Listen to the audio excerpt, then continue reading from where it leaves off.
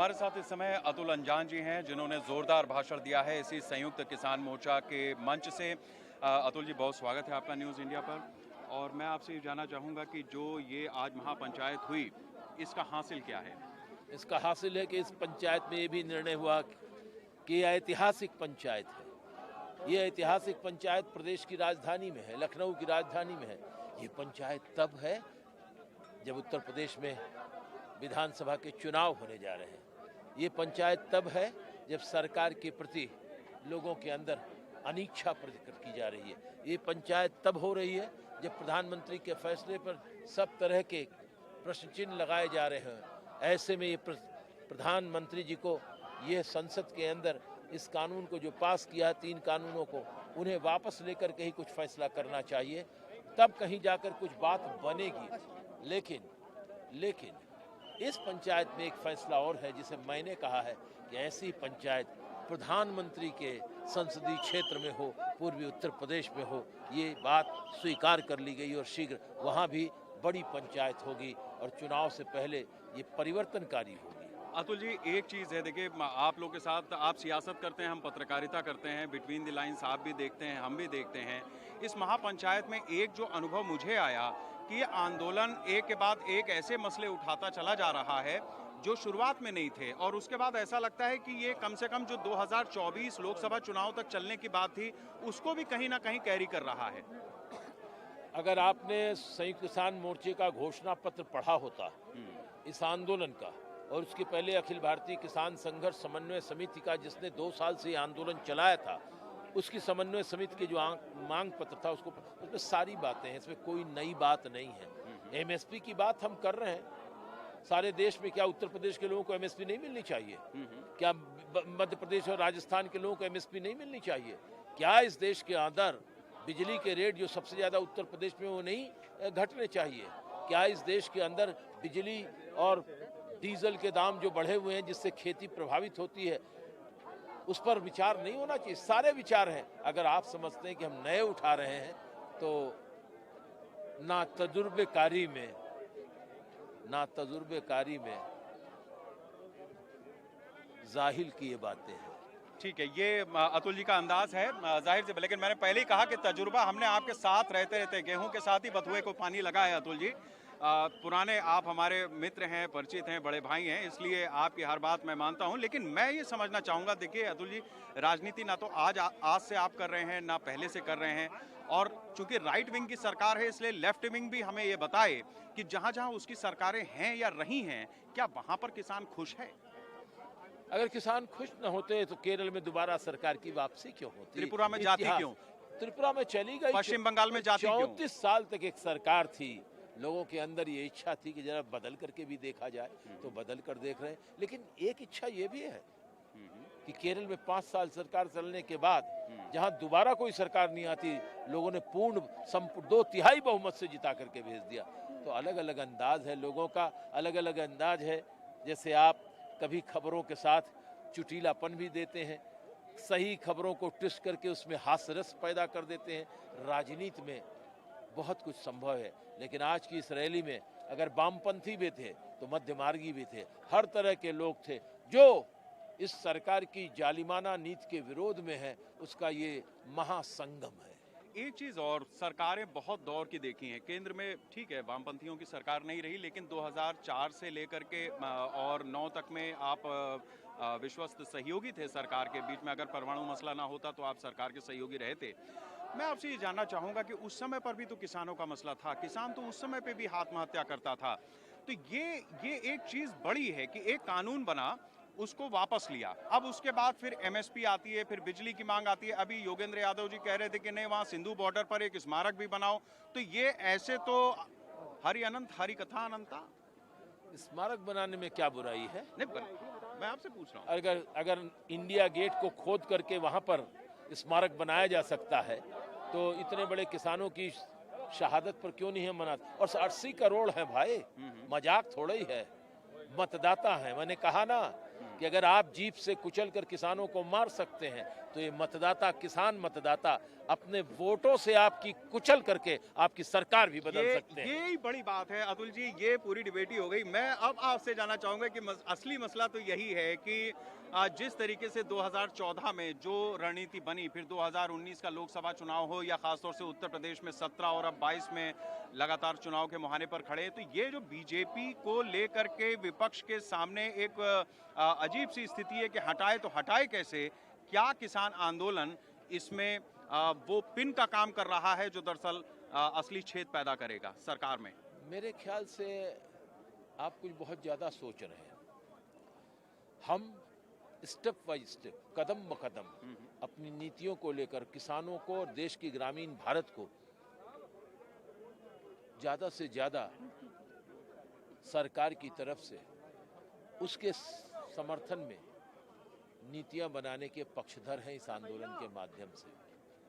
अगर हम ये मांग करें कि ये दवाइयों के दाम इतने क्यों हैं, 5 रुपए की दवाई 50 रुपए में कैसे बिकती है, ये सब जानते हैं।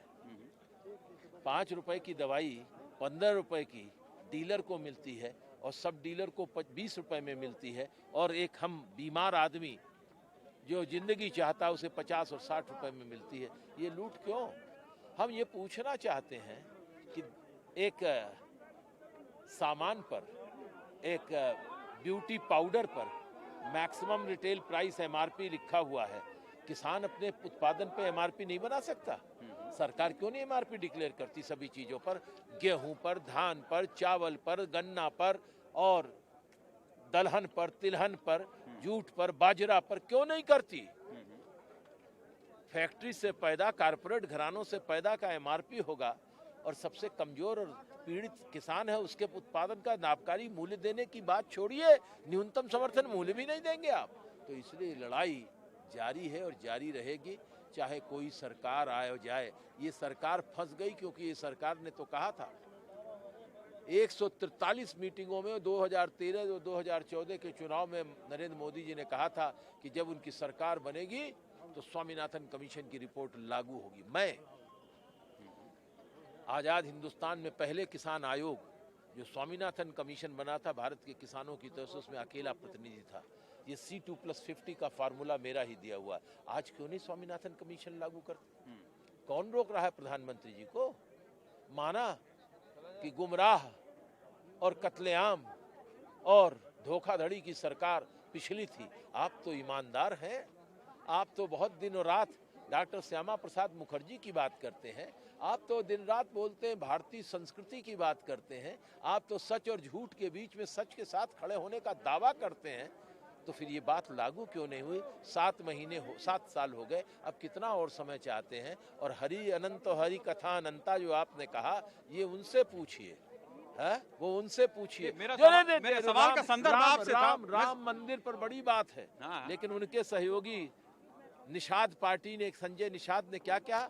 राम दशरथ की औलाद नहीं थे और उनके उप मुख्यमंत्री जाएगा। अतुल जी, मसला हरि कथा हरि अनंता से ये देखिए, ये चूंकि अतुल जी वामपंथी से हैं, नहीं हम टेढ़ा नहीं कर रहे हैं, ये कहावतें हैं। अतुल जी आप लखनऊ के रहने वाले नहीं, की जमीन है, मैं यहाँ तो चर्चा करेंगे ही, हम चर्चा करिए, मैं वही कह रहा हूँ। तो वोट ले रहे हैं कि राम मंदिर का निर्माण हो रहा है। समझिए, ये चुनावी मसला भी है। मैं बार-बार इसी बात को कह रहा हूँ, चुनावी मसला है, आम जनता से जुड़ा हुआ है। दातव्य चिकित्सालय खोलने बैठे हैं, हम किसानों की बात कर रहे हैं, कोई हम सरकार के लिए दवाखाना खोल के बैठे हैं? सरकार को अगर बुलंद लगती, हमारी बातें कड़वी लगती है तो पीना हो तो पियो, नहीं तो कुचल कर धम देंगे, जैसे आपने धमका है। ठीक है, लखीमपुर में आखिरी सवाल मेरा, लखीमपुर में किसानों को कुचला ना, तो हम नहीं कुचल सकते आपको क्या? अब मेरा आखिरी सवाल आपसे कि जो चीजें आप सरकार से अपेक्षा कर रहे हैं, आप उसका आंदोलन करें, इसमें कोई दो राय नहीं है और करना भी चाहिए। लोकतंत्र का ये उत्सव है, आंदोलन भी एक तरह से। जिन राज्यों में विपक्ष की सरकारें हैं, वहां जो आपके सुझाव हैं, वहां पर क्यों नहीं, और केरल जहां वामपंथियों की सरकार है, वहां पर ये फार्मूला लागू करके और उसको नजीर क्यों नहीं बना देते?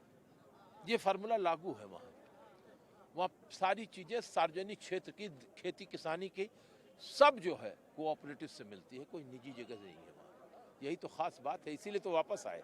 चलिए, बहुत बहुत शुक्रिया अतुल जी हमारे साथ इस चर्चा में शामिल धन्यवाद। होने के लिए। आपने बड़े बड़े चुटीले सवाल किए, लेकिन एक बात याद रखिएगा, फिर बार बार कह रहा हूँ, लखीमपुर में जिस तरह से सरकार के मंत्री ने और सरकार के इशारे पर आज भी उनको बचाव किया जा रहा है, हमारे किसानों को कुचला है, उत्तर प्रदेश की जनता भी आने वाले मतदान में सरकार को अपने वोट के जरिए अहिंसक रूप से कुचलने का मन बनाकर चलती जा रही, आगे बढ़ती जा रही। ये देखिए आप कि जिस तरीके से अतुल जी वामपंथ से रखते हैं और अपनी विचारधारा पर लगातार बहुत गहरा नहीं बहुत अपनी आइडेंटिटी नहीं छुपाते, बहुत जब गहरा मर्जी आए तब आरएसएस हो जाए, जब मर्जी आए स्वदेशी जागरण मंच हो जाए। कहाँ स्वदेशी खुद ही आपकी तारीफ कर रहा हूं अतुल जी, अब क्लोजिंग करते हैं, अब इसको क्लोजिंग करते हैं। देखिए मैं एक बात कहूँ, क्या कहता हूँ, मैं एक शेर में बात कहता हूँ, परवाह नहीं, अतुल कुमार अंजान का कहना है। जी जी। आप वामपंथी कहें, मुझे मार्क्सवादी कहें, चाहे मुझे नक्सलवादी कहें, चाहे माओवादी कहें, चाहे खालिस्तानी कहें, परवाह नहीं गर्चे जमाना खिलाफ हो, रास्ता वो चलेंगे जो सीधा और साफ हो। बहुत शुक्रिया अतुल जी हमसे बात करने के लिए। इसमें कोई दो राय नहीं है कि जिस तरीके से अतुल अंजान जी ने अपनी बात को रखा है, दो चीजें स्पष्ट हैं। चूंकि मेरे सवाल भी तीखे थे, लिहाजा जवाब भी उधर से तीखे ही आने थे, टारगेट पे वो मेरे थे और मैं उनके टारगेट पर था। बात साफ है कि मसला तो चुनावी हो चुका है, क्योंकि जो कृषि कानून वापस लिए गए, ये मसला कृषि कानूनों से ही शुरू हुआ था। अतुल जी ने खुद अपनी बात में कहा है कि हम यहाँ पर धर्मार्थ दवाखाना खोलकर नहीं बैठे हैं, हम यहाँ पर इलाज करने के लिए नहीं बैठे हैं, हम भी जनता के सेवक हैं और अपनी तरह से चुनाव के मैदान में जाने के लिए तत्पर हैं। तो जाहिर सी बात है कि जिस बात को अब सरकार कह रही है या जनता बहुत सारी समझ रही है, वो बात इतनी अब दबी छुपी नहीं रह गई है। ये मसला जितना किसानों से जुड़ा है, जैसे जैसे आगे बढ़ रहा है, उतना ही सियासी भी होता जा रहा है।